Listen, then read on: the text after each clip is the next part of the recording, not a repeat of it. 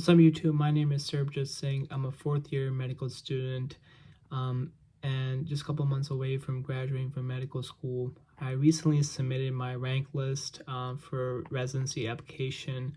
I applied internal medicine, and as after submitting my rank list, I was just reflecting on the journey that's been, and I'm just extremely grateful and blessed to be in this position.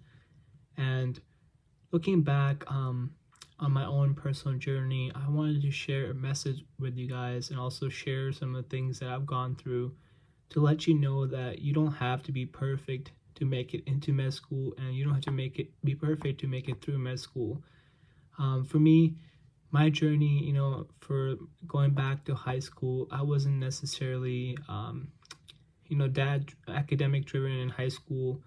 I didn't take any AP classes. I took only regular classes, and although I did well, my main focus as high school was mostly sports and having fun. And I didn't start taking academics serious till when I started college, when I knew that I wanted to be a physician for myself, and I had a strong why to why I want to be a physician. And my first semester didn't go as well as I wanted to. I struggled in the intro bio class, getting a B, and that really put me down. That put self-doubt in my mind, looking at my classmates who had taken AP classes in high school and who were doing better than me. And I was like comparing myself to other people, thinking how am I gonna do better and make it into med school. The second semester in college, I finally got a 4.0, and that really gave me the confidence that I could do it, because that semester I fully dedicated myself. I gave it my all, and that's when I knew that as long as I gave my full effort, I can do this. And I continued to put in work, did really well with the rest of my pre-med classes, and I honestly didn't really struggle till I got to MCAT, where at that point I had great experiences, great GPA, but I struggled with MCAT. My scores were 498. 498, I applied to med school. First cycle, I only got one interview, was waitlisted, never got off the waitlist. And while I was waiting for that to get off the waitlist, retook the MCAT, got 498 again, and never got off the waitlist. I reapplied to med school for the second cycle with two 498s, and initially never got an interview, and then retook the MCAT again for the third time. And with my improvement in score and reaching out to the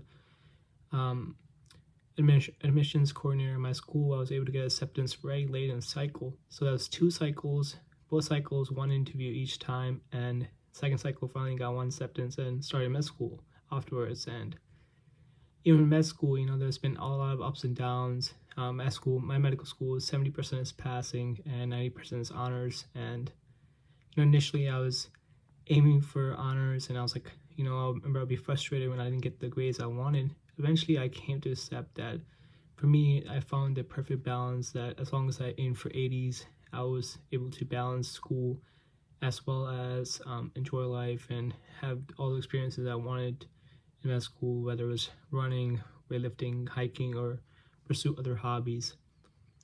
And even in med school, it wasn't the smooth sailing. There was a lot of stressful times, even though there's a lot of fun times as well. I mean, I had some of the best times of my life in med school, but also some tough times where it really required myself to push myself to the new limits.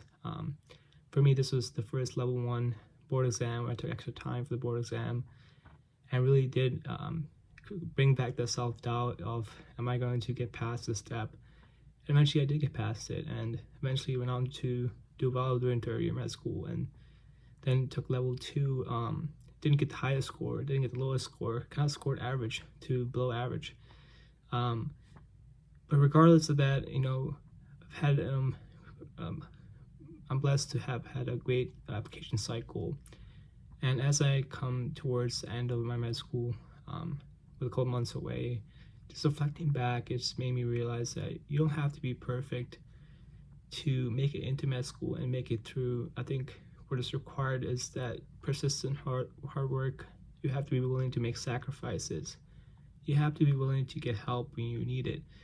And you have to have a strong why. I think if you have a strong why to why you want to be a physician, and if you're driven by that, if you're driven by the impact you get to have and the lives and you get to help, and the people you get to help, and really keep that at the core. Your why will get you through some of the tough times, and having faith that regardless of how difficult it may be, and regardless of how impossible it may seem right now, you will get through this moment. And once you get through this moment, you will be extremely, one, proud of yourself. Second, you'll be actually grateful for the obstacles you did face because of the growth you've had during those times, even though, it obviously sucks in the moment. And then you'll be ready to take on the next challenge. And so that's what I wanted to share with you, that you don't have to be perfect. When I was upcoming in my journey, I found a lot of inspiration definitely in watching YouTube videos of people who scored the top scores on MCAT or the top worst scores in med school to get into doing residencies. And I really found those inspiration, and I'm really glad those people share their journeys. And I used to always wonder, like, what about the people, obviously who didn't score the highest academically, but they still became great physicians, and they still went on to achieve their goals.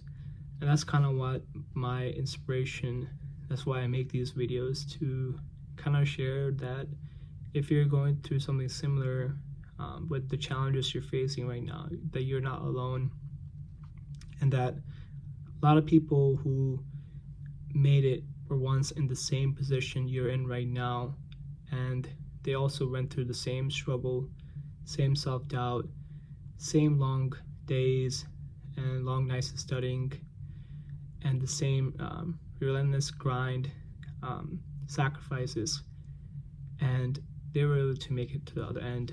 And if they can do it, so can you. That's all I wanted to share. I hope you find this inspirational. I hope this serves as some words of encouragement for you. And you can still make it without being perfect. And just want to say, as long as you're giving your all, and you keep pushing, you can achieve your goals. Best of wishes to you. Thank you for watching.